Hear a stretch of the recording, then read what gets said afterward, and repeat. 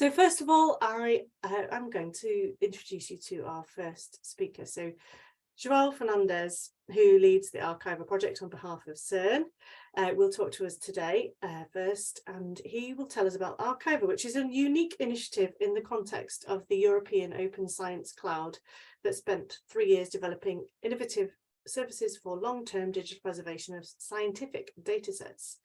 So research and development was performed competitively by commercial suppliers over 3 phases, which selected pilot services led by Archivum and Libnova for scientific data archiving and preservation. The research and development was driven by a diverse range of stakeholders, including CERN, operating the Large Hadron Collider near Geneva.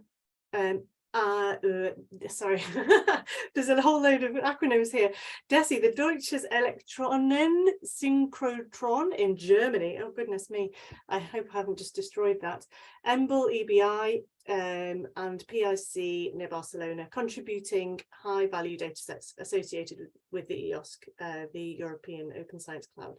But João will tell you all about this more articulately than I can. So I'll hand over to you, João. Sorry if I just completely that. No, very good. It was very good, sir. Very good. Over to you, though.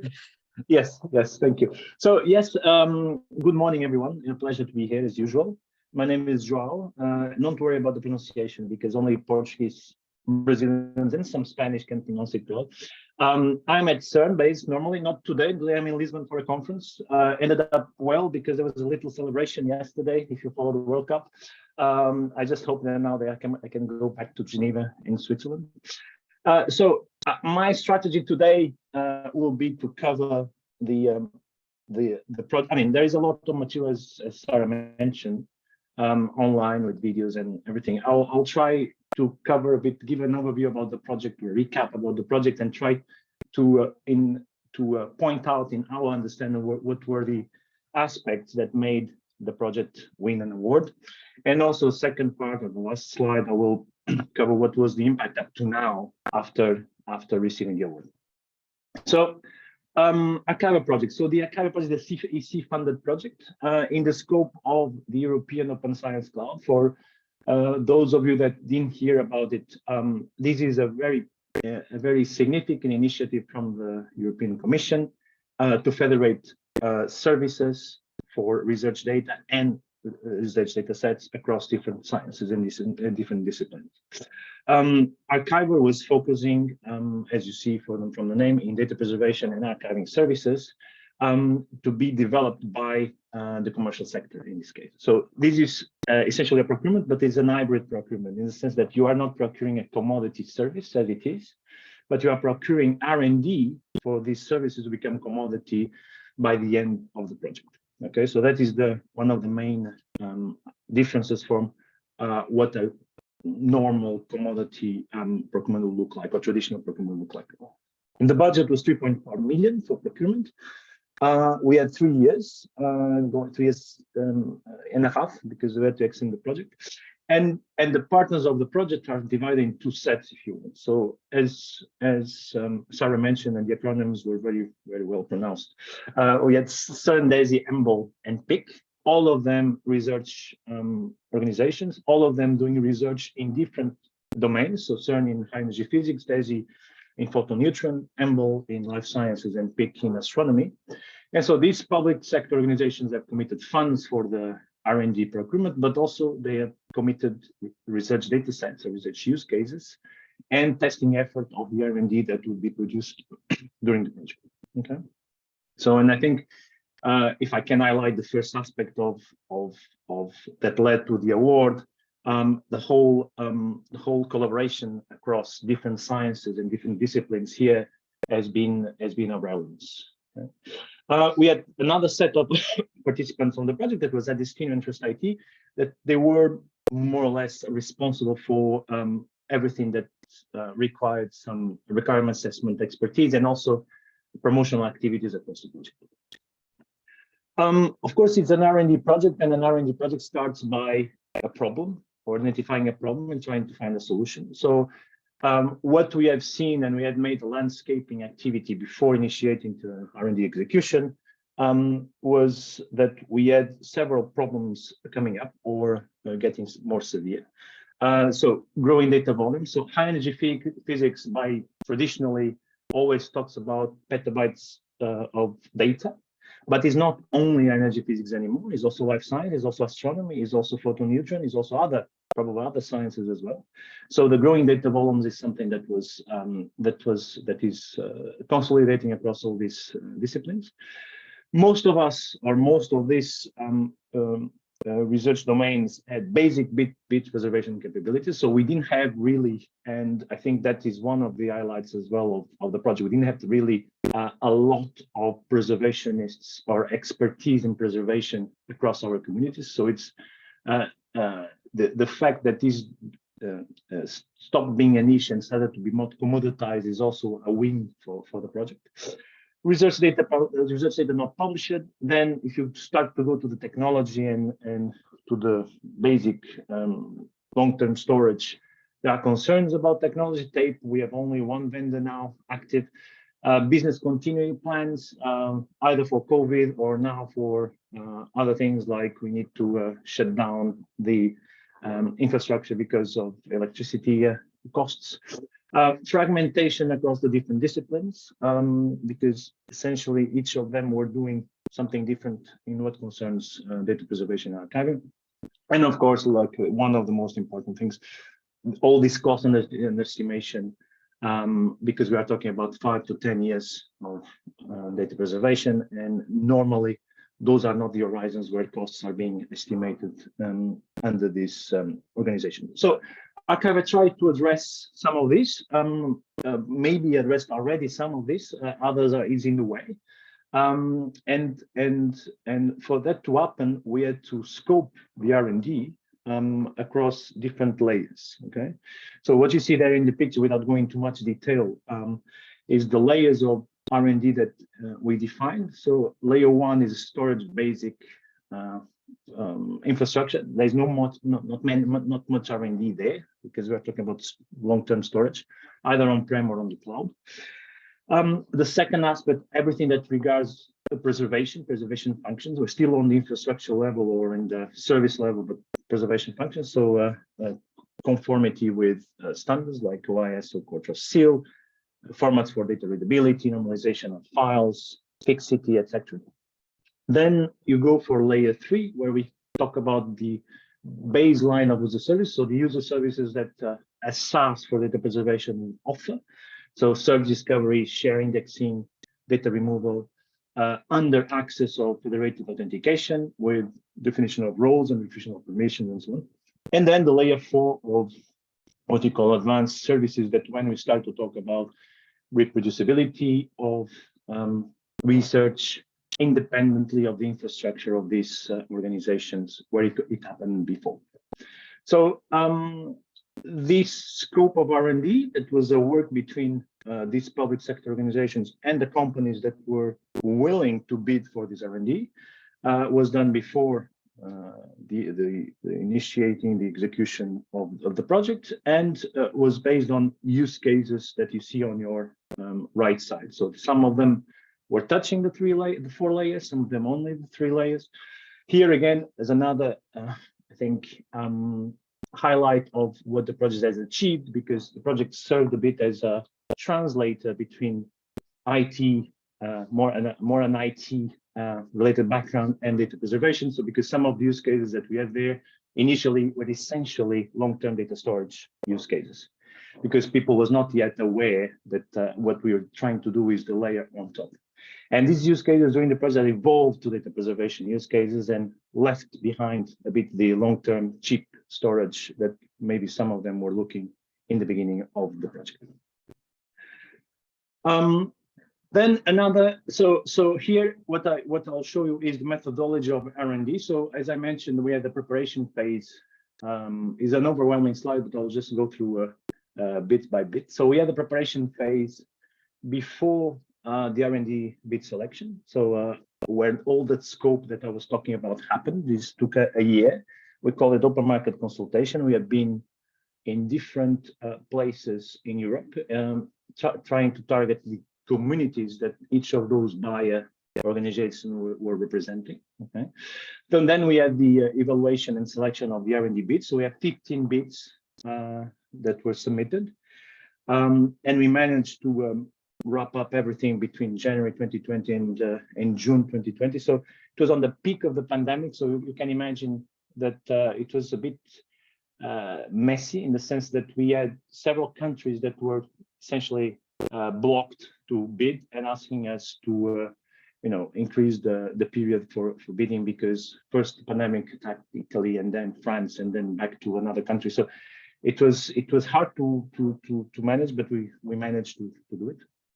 And from those 15 bids, we selected 5 designs. Okay, so and there is where the I call it Hunger Games because I like very much in one of the last panels, one of the contractors they said, well, this was like an Hunger Game.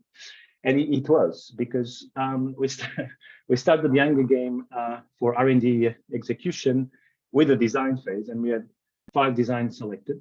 And after the design, so the design essentially is a paperwork exercise combined with evaluation of the current baseline of the services of these contractors. So 5 contractors that put some services in place, and we were evaluating the current status of those services.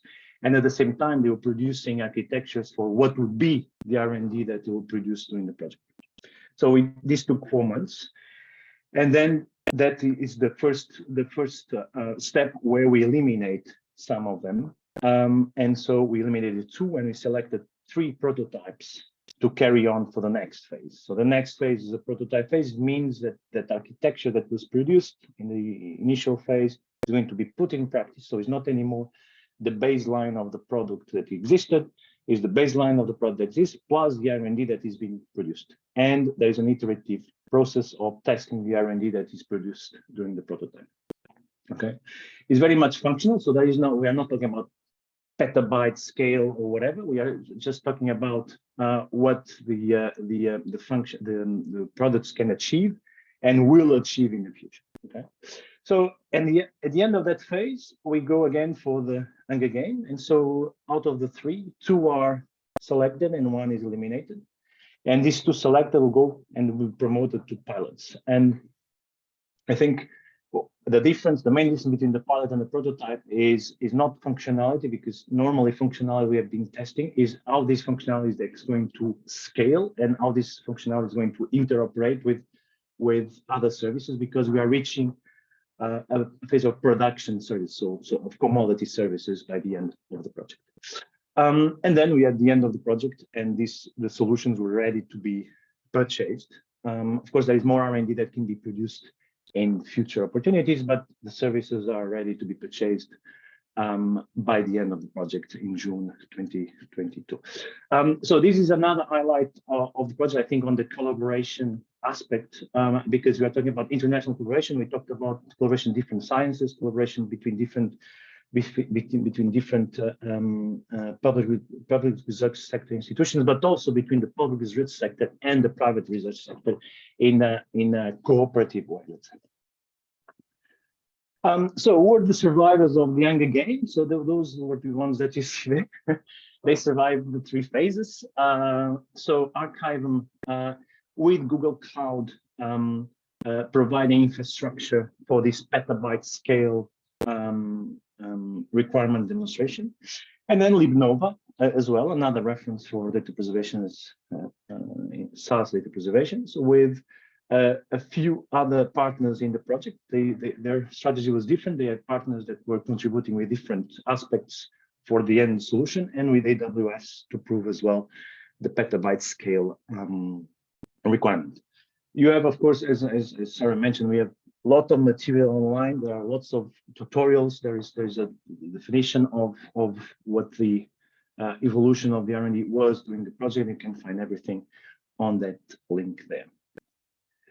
Another aspect that normally it's not taken into account in R&D projects was everything that relates to, I mean, how much this is going to cost in the end, okay? And what are the practices that are being followed up by these services concerning data preservation. So concerning costs, we produced, or Archivum and LibNova produced TCO modeling costs. So essentially what we have now, or we are publishing in a few weeks, will be public versions of the total cost of ownership calculators. So essentially an organization that has nothing to do with the project and say, yeah, well, probably I need something like Archive, or I need something like Linova. They'll be able to, produce a ballpark figure about how much this is going to cost in function of their use case, considering their volume of data, consider the frequencies of access, the retention period, and everything that relates to a long-term data preservation use case using one of their services, Archive. So this is one part of the story. It's a ballpark figure. Of course, it's not going to be the final cost, but it will give you already an idea about or raise awareness about how much this is going to cost. The second thing is concerning everything that regards best practices, and of course, with two data preservation experts like Archive and Linova, one of the opportunities here was to disseminate best practices across preservation and essentially raise the awareness about responsibilities between data stewards and service providers. And I think that's another of the aspects that we can highlight, this translation that Archive came in to do between, okay, what are the responsibilities of a data steward and what are the responsibilities of the service provider and how they are delineated between them. So I think this is also a work that was achieved by the project in raising this awareness.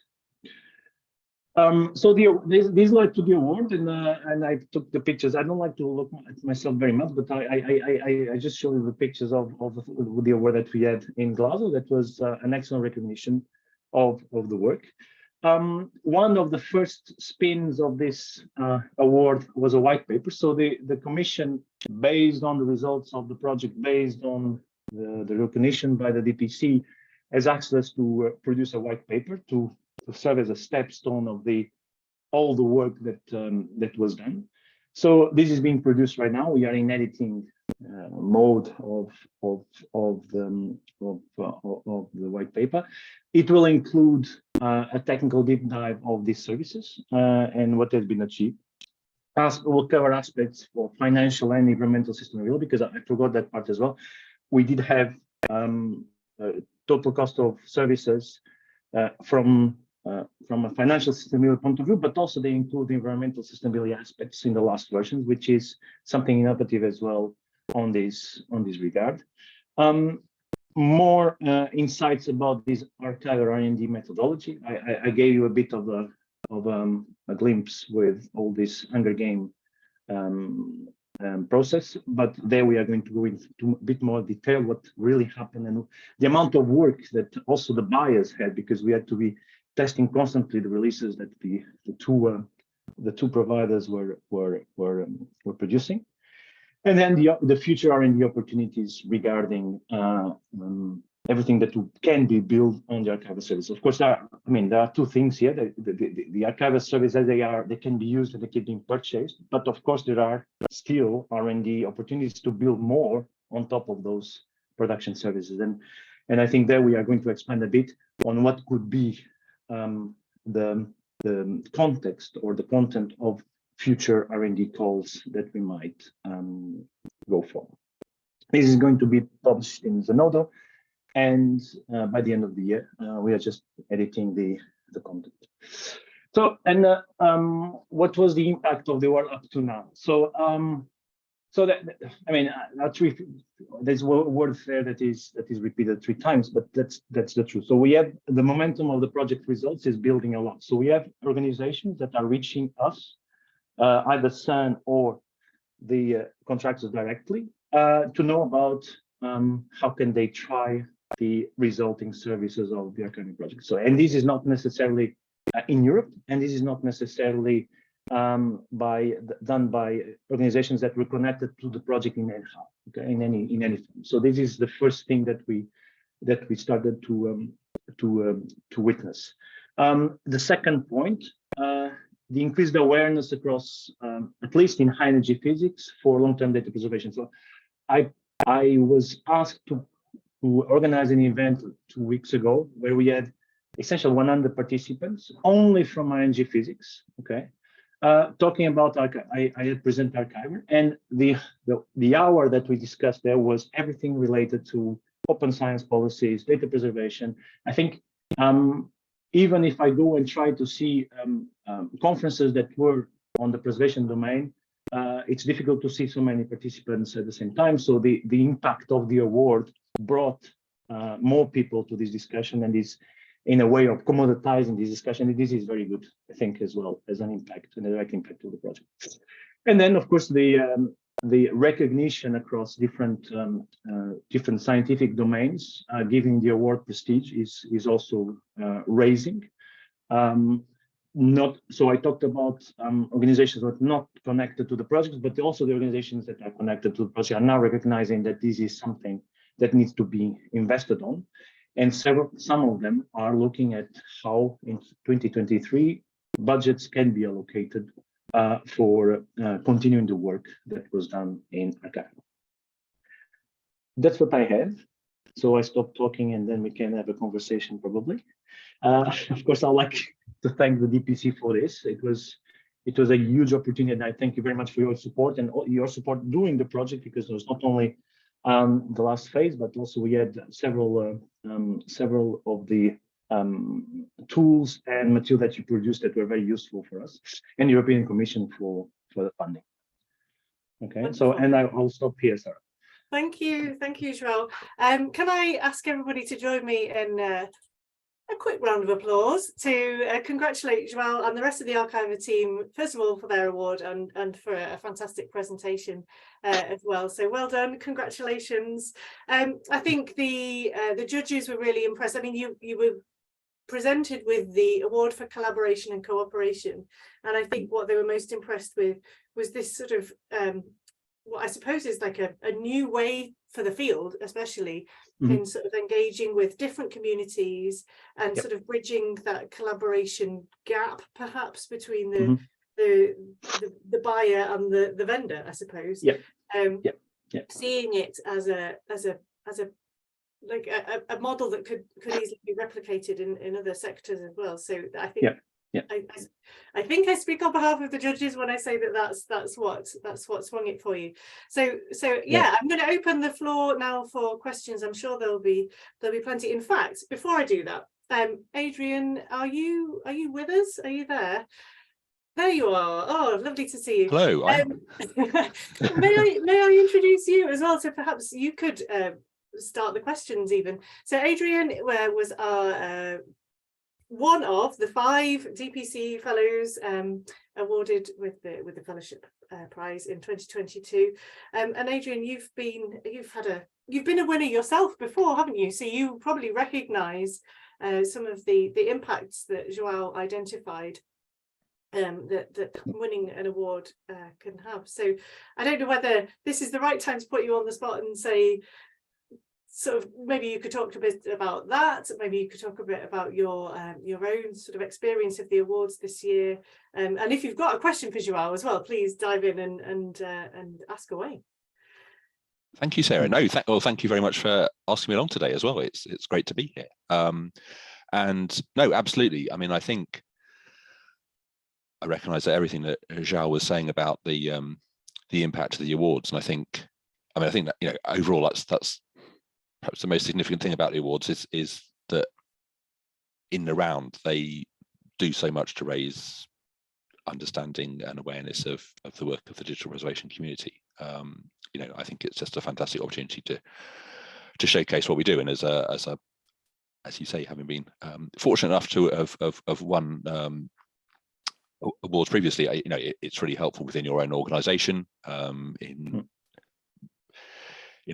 kind of if you like, providing sort of validation of what you've been doing and supporting your continued efforts within your organisation. I think we all know the challenges of arguing for funding and what have you, whether that's from external funders or within your own organisation. So the awards can be a really powerful kind of advocacy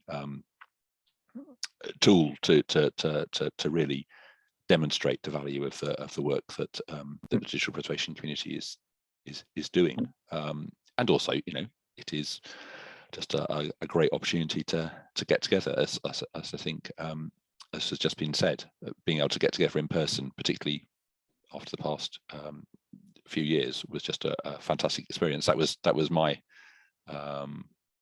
well, no, I'd actually been to ICA conference in Rome shortly before, but that was it felt like the second opportunity I'd had since 2019, I think, to actually be in a physical conference setting with people again, and that was a fantastic thing to do. So yeah, absolutely. I think I would only endorse the impact that the awards have. And I think really interesting to see the presentation about Archiver. So I suppose I was interested. I know you talked about some of the. I guess one of the things here is as with all of these projects, you're building on a lot of work that's gone before and standards that have gone before. And I noticed you mentioning things like DPC RAM, which is something that I have particular interest in, which I know other colleagues on the call even more so. But I suppose a question: how did you did you find those kind of things useful as part of the project? How did that help you? Yeah. Yeah, and thanks for the question. It's a very good question. I'll build on that question and also the one that I see from William. So yes, these organizations are used to collaborate before, and there was work done before in several fronts. On the particular aspect that was complex about data preservation was exactly the understanding of what data preservation is. Okay, so if you go across different sciences and different roles inside those organizations, data preservation was not understood in the same way. Okay, so the first thing that we had to align was terminology and understanding of what we are trying to achieve here. And we are not trying to achieve long-term data storage.